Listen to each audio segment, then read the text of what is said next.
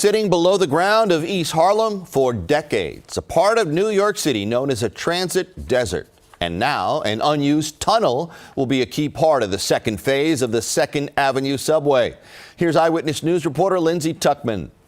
Major steps have been taken, just steps away from where a future 2nd Avenue subway station will be on 125th Street in East Harlem. Talk doesn't build new subway lines. Secretary of Transportation Pete Buttigieg joined Senate Majority Leader Chuck Schumer, New York Governor Kathy Hochul, MTA CEO Janno Lieber, and New York Congressman Adriano Espaillat to sign a grant providing $3.4 billion in federal funds, on top of the $4 billion from the state to complete Phase 2 of the 2nd Avenue subway.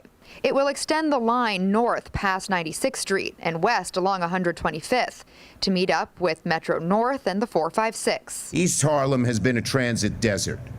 You have 300,000 people living here, larger than many cities. For many decades, the 2nd Avenue subway project has been continually stymied by financial problems.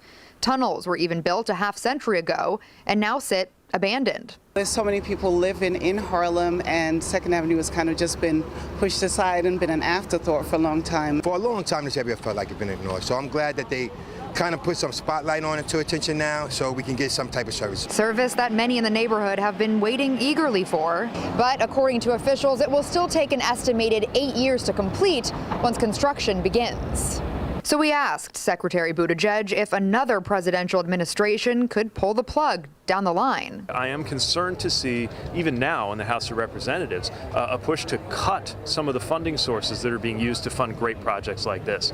We're determined not to let that happen, but it is something that's on our radar. And once again, on the radar of New York subway riders. In East Harlem, Lindsay Tuckman, Channel 7 Eyewitness News.